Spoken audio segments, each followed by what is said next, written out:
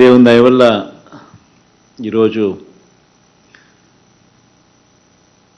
మరో మంచి కార్యక్రమం జరుగుతూ ఉంది. కాకినాడ జిల్లాను అంబేద్కర్ కోనసీమ జిల్లాలో ఈ రెండు జిల్లాల్లో 23,458 మంది మత్స్యకార కుటుంబాలకు ఈరోజు మంచి జరిగిస్తూ రాష్ట్ర ప్రభుత్వం చొరవతో ఓఎన్జీసీ కూడా ఒక మంచి మనసుతో మంచి ఉద్దేశంతో వాళ్ళు కూడా కారణాలు సాకులు చూపకుండా వాళ్ళు కూడా ప్రోయాక్టివ్గా కలిసి వచ్చి ఈ మంచి కార్యక్రమంలో వాళ్ళు కూడా భాగస్వాములు అయ్యారు. 5వ విడతగా ఈరోజు ఈ సాయాన్ని అందిస్తూ ఉన్నాం. ఒక్కొక్క మత్స్యకార కుటుంబానికి కూడా నెలకు 11,500 రూపాయల చొప్పున ప్రతి 6 నెలలకు ఒకసారి ఎక్కడా కూడా డిలే అనేది లేకుండా రాష్ట్ర ప్రభుత్వం ప్రతి అడుగులోనూ కూడా పర్సూ చేస్తూ ఆ కుటుంబాలకు ఎట్టి పరిస్థితిలోనూ నష్టం జరగకూడదు అనే ఉద్దేశంతో అడుగులు ముందుకు వేస్తూ వస్తూ ఉన్నాం. ఇందులో మరీ ముఖ్యంగా మీకు ఒక మంచి ఎమ్మెల్యే కూడా ఉన్నాడు, సతీష్ను కూడా ఈ విషయంలో నిజంగా అప్రిషియేట్ కూడా చేయాలి. ఎందుకనంటే సతీష్ మా మీద కూడా అదే రకమైన ప్రెజర్ కూడా ఖచ్చితంగా క్రమం తప్పకుండా మా మీద కూడా అదే మాదిరిగానే ప్రెజర్ పెడతా వస్తూ ఉన్నాడు. కాబట్టి న్యాచురల్గా సతీష్ పెట్టే ప్రెజర్కు కలెక్టర్లు కూడా అక్కడ ఆటోమేటిక్లీ ప్రోయాక్టివ్గా ఇన్వాల్వ్ అయ్యి వాళ్ళు కూడా అడుగులు వేగంగా ముందుకు వేయిస్తూ ఉన్నాడు. కోర్స్ సతీష్ నాకు బాగా కావలసినాడు కాబట్టి నేను కూడా అధికార యంత్రాంగాన్ని అంతా కూడా అదే దిశగా అడుగులు వేయించాం. ఈ దిశగా అడుగులు వేస్తూ ఈరోజు చేస్తూ ఉన్న మంచి 5వ విడత సహాయం అంటే ప్రతి 6 నెలలకు ఒకసారి ఇలా ఇచ్చుకుంటూ వస్తూ ఒక్కొక్క విడత ఇచ్చుకుంటూ వస్తూ ఈసారి 5వ విడతగా ఆల్మోస్ట్ కంక్లూడ్ అయిపోయింది అనుకుంటా. 5వ విడతగా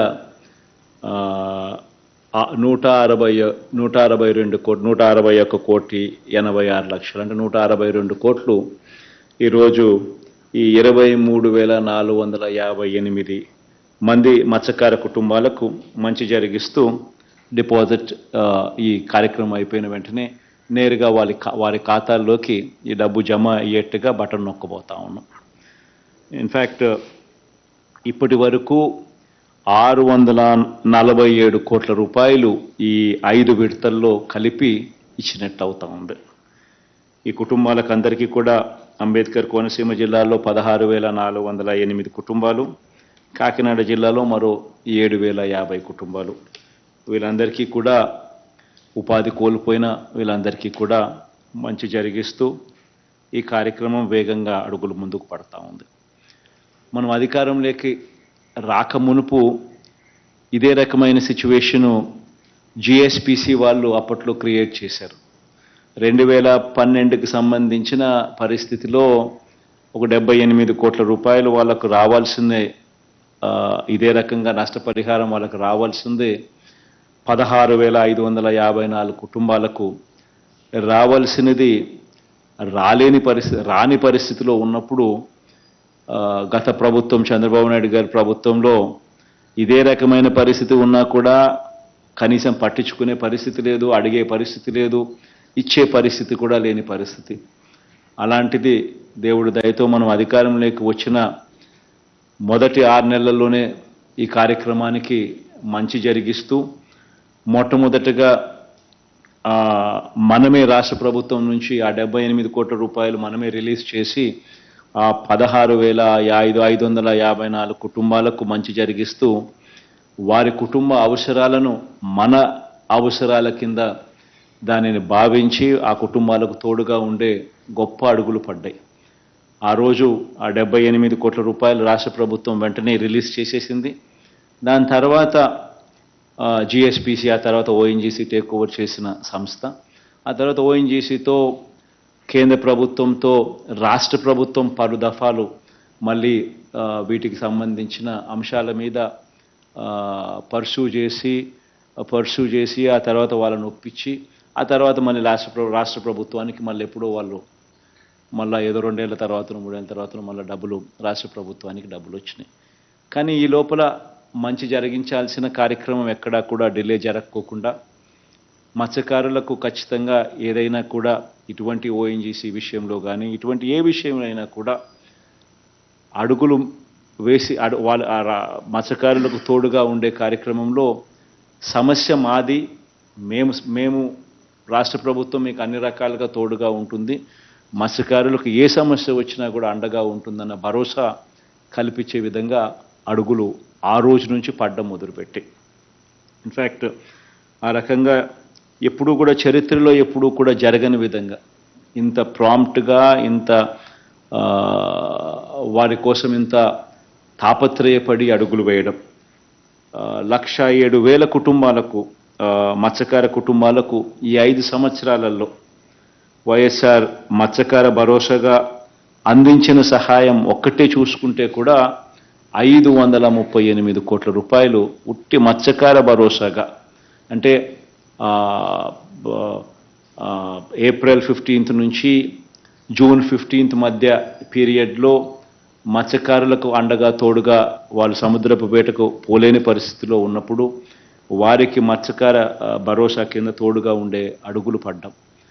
ఈ ఒక్క కార్యక్రమం ద్వారానే 538 కోట్ల రూపాయలు మనం సహాయం చేస్తే ఏకంగా 1,07,000 కుటుంబాలకు మంచి జరిగిస్తూ గత ప్రభుత్వం అంటే మనం రాకమునుపు ఉన్న 5 సంవత్సరాల కాలంలో గత ప్రభుత్వంలో చంద్రబాబు నాయుడు గారి ప్రభుత్వంలో ఒకసారి గమనించినట్లయితే కేవలం ఆ 5 సంవత్సరాలు కలిపి మత్స్యకార సోదరులకు వీళ్ళిచ్చిన సహాయం ఎంత అని చెప్పి చూస్తే కేవలం 104 కోట్లు. కేవలం 104 కోట్లు ఇచ్చిన అప్పటి పరిస్థితి మనమేమో ఏకంగా 1,07,000 కుటుంబాలకు ప్రతి ఒక్కరిని కూడా దీంట్లోకి తీసుకొని వస్తూ ట్రాన్స్పరెంట్గా పారదర్శకంగా ఏ ఒక్కరూ కూడా మిగిలిపోకూడదు అనే ఉద్దేశంతో అందరినీ కూడా దీన్ని తీసుకొస్తూ 4,000 రూపాయలు ఇస్తా ఉన్న కార్యక్రమాన్ని మనం 10,000 రూపాయలకు పెంచి 10,000 కూడా దేశ చరిత్రలో ఎక్కడా ఏ రాష్ట్రంలో కూడా ఇవ్వని అమౌంట్, ఒక్క మన రాష్ట్రంలో మాత్రమే జరుగుతూ ఉన్న ఈ స్థాయి సహాయం దాన్ని ఏకంగా 10,000 రూపాయల దాకా కూడా దాన్ని పెంచి మత్స్యకారులకు తోడుగా ఉండే కార్యక్రమం చేస్తూ ఉన్నాం. గతంలో డీజిల్ సబ్సిడీ విషయానికి వస్తే కూడా కేవలం 6 రూపాయలు మాత్రమే సబ్సిడీ ఇస్తూ ఉన్న అప్పటి పరిస్థితి నుంచి మనం అధికారంలోకి వచ్చిన వెంటనే దాన్ని ఏకంగా 9 రూపాయలకు దాన్ని పెంచి 6 రూపాయల నుంచి ఏకంగా 9 రూపాయలకు పెంచడమే కాకుండా అది ఎప్పుడు వస్తుందో ఇస్తారో లేదో అన్న గత పరిస్థితి నుంచి ఆ డీజిల్ పోయించుకునేటప్పుడే సెలెక్టివ్లీ బంక్స్ ఏర్పాటు చేసి ప్రతి మత్స్యకారుడికి కూడా ఒక ఐడి కార్డు ఇచ్చి ఆ ఐడి కార్డ్ రిజిస్ట్రేషన్ ద్వారా వెంటనే నోట్ చేసుకుని డీజిల్ కొట్టేటప్పుడే ఆ 9 రూపాయల సబ్సిడీ తగ్గించి డీజిల్ కొట్టించే కార్యక్రమం చేశాం. ఇది కూడా ఒక గొప్ప విప్లవాత్మక మార్పు. ఎందుకనంటే ఎప్పుడో వస్తుందో లేదో, వచ్చినప్పుడు వస్తుంది, అసలు వస్తుందో రాదో తెలియని పరిస్థితి నుంచి అలా కాకుండా number of ships, number of vessels కూడా, నెంబర్ ఆఫ్ ఈ డీజిల్ సబ్సిడీ వర్తింపజేసే వెసల్స్ను కూడా పెంచి అమౌంట్ను కూడా మనము దాదాపుగా 20,812 బోట్లకు పడవలున్న కుటుంబాలకు ఏకంగా 135 కోట్ల రూపాయలు మనం ఈ రకంగా డీజిల్ సబ్సిడీ రూపకంగా కూడా ఇవ్వడం జరిగింది.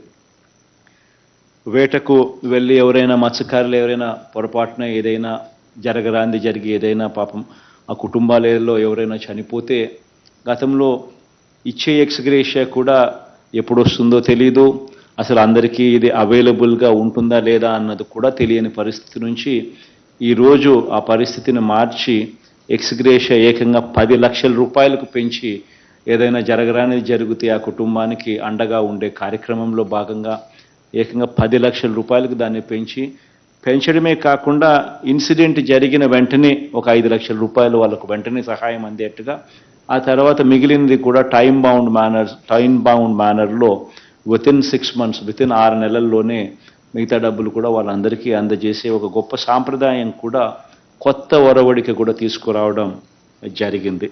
దీనివల్ల దాదాపుగా 175 కుటుంబాలకు మంచి జరిగిస్తూ మరో 17 కోట్ల రూపాయలు, 16,87,00,000 రూపాయలు, దాదాపు 17 కోట్ల రూపాయలు వాళ్లకు తోడుగా అండగా నిలుస్తూ చేయడం జరిగింది.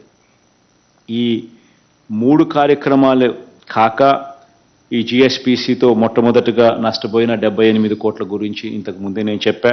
ఆ తర్వాత ఓఎన్జీసీతో ఇప్పుడు మనం ఇప్పిస్తా ఉన్న ఈ 5 దఫాలకు సంబంధించిన ఈ సొమ్ము మరో 647 కోట్ల రూపాయలు. ఇది కాక ఆక్వా రైతులకు విద్యుత్ సబ్సిడీ కింద గతంలో ఎప్పుడూ కూడా జరగని విధంగా ₹1.5కే విద్యుత్ సబ్సిడీ యూనిట్ అవైలబుల్గా చేసి దాదాపుగా 40,850 మంది లబ్ధిదారులకు మంచి జరిగిస్తూ మరో 3,500 కోట్ల రూపాయలు దాని కింద. అంటే కేవలం ఈ 6 పథకాలకే ఈ ఆక్వా సాగు చేసుకుంటా ఉన్న ఈ రైతన్నలకైతేనేమి, ఆక్వా రైతులకైతేనేమి 41,850 మందికి 3,497 కోట్ల రూపాయలు వాళ్ళకి ఇవ్వడం అయితేనేమి, ఇక మిగిలిన మత్స్యకార సోదరులకు నేను ఇంతకు ముందు నేను చెప్పినట్టుగా అన్నీ కలిపి ఈ 6 పథకాలకు మాత్రమే 4,913 కోట్ల రూపాయలు ఉట్టి ఈ పథకాలే. నేను ఇంకా దీంట్లో నవరత్నాల ద్వారా ప్రతి మత్స్యకార కుటుంబానికి కూడా అందుబాటులోకి తీసుకొచ్చిన మిగిలిన పథకాల గురించి నేను మాట్లాడడంలా, ఉట్టి ఈ పథకాల గురించి నేను చెప్తా ఉన్నా. ఉట్టి ఈ పథకాల ద్వారానే ఈ స్థాయి మంచి జరిగింది. ఇదొక్కటే కాకుండా వీళ్ళు అందరూ కూడా తమ కాళ్ళ మీద తాము నిలబడే పరిస్థితి రావాలి. వీళ్ళందరికీ జీవనోపాధి కోసం ఎక్కడికెక్కడికో ఉపాధి కోసం పోవాల్సిన పని లేకుండా మన రాష్ట్రంలోనే ఖచ్చితంగా వీళ్ళందరికీ ప్రతి 50 కిలోమీటర్లకు ఒక సీపోర్ట్ కానీ, లేదా ఒక ఫిషింగ్ హార్బర్ కానీ, ఫిష్ ల్యాండింగ్ సెంటర్ కానీ, ఇవన్నీ కూడా అవైలబిలిటీలోకి తీసుకొచ్చే కార్యక్రమంలో వేగంగా అడుగులు పడ్డాయి. మనం వచ్చిన తర్వాతనే మొట్టమొదటిసారిగా 10 ఫిషింగ్ హార్బర్లు ఏకంగా నిర్మాణంలోకి తీసుకొని వచ్చే కార్యక్రమం జరుగుతూ ఉంది. 6 ఫిష్ ల్యాండింగ్ సెంటర్లు కూడా వేగంగా నిర్మాణంలోకి తీసుకొచ్చే కార్యక్రమం జరుగుతూ ఉంది. 4 పోర్ట్లు కూడా మనం వచ్చిన తర్వాత కట్టే కార్యక్రమం ఈరోజు వాయువేగంతో, ఆ స్పీడ్తో ఇవన్నీ కూడా పోర్ట్ల నిర్మాణం కూడా జరుగుతూ ఉంది. ఇవన్నీ కూడా రాబోయే రోజుల్లో infrastructure within the port, infrastructure within the sea coast line, అంటే మనకున్న 974 కిలోమీటర్ల సీ కోస్ట్ లైన్ను వితిన్ ఆ లైన్లో మొత్తం ఇన్ఫ్రాస్ట్రక్చర్ను, బ్లూ ఎకానమీని డెవలప్ చేసే దిశగా వేగంగా కూడా ఈ ఇన్ఫ్రాస్ట్రక్చర్ అంతా కూడా డెవలప్మెంట్ జరుగుతూ ఉంది. వీటి అన్నిటి వల్ల మత్స్యకారులకు రాబోయే రోజుల్లో ఎక్కడికెక్కడికో వెళ్ళి ఉపాధి కోసం వెతుక్కోవాల్సిన అవసరం లేకుండా మన రాష్ట్రంలోనే ఇంకా గొప్ప జీవితాలకు వాళ్ళకు ఉండేట్టుగా అవకాశాలు కూడా ఇవన్నీ కూడా మెరుగవుతాయి. ఇన్ఫ్యాక్ట్ ఈరోజు జువల్దిన్న ఫిషింగ్ హార్బర్ కూడా ప్రారంభోత్సవం కార్యక్రమం కూడా ఉన్నది.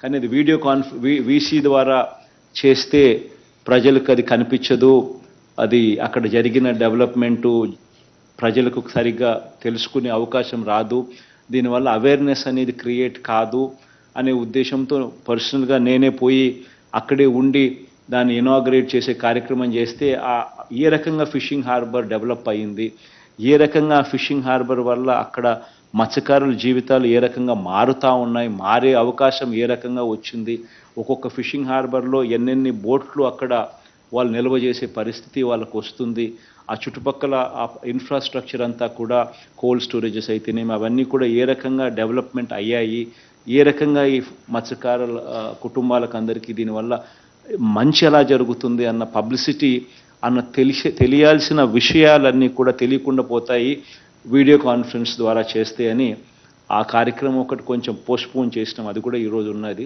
కానీ నేను ఫిజికల్గా పోయి చేస్తామనే ఉద్దేశంతో అదొక్కటి కొంచెం పోస్ట్పోన్మెంట్ అయ్యింది. బట్ అదర్వైజ్ 10 ఫిషింగ్ హార్బర్లు నిర్మాణంలో వేగంగా జరుగుతూ ఉన్నాయి. 6 ఫిష్ ల్యాండింగ్ సెంటర్స్ కూడా వేగంగా పనులు జరుగుతూ ఉన్నాయి.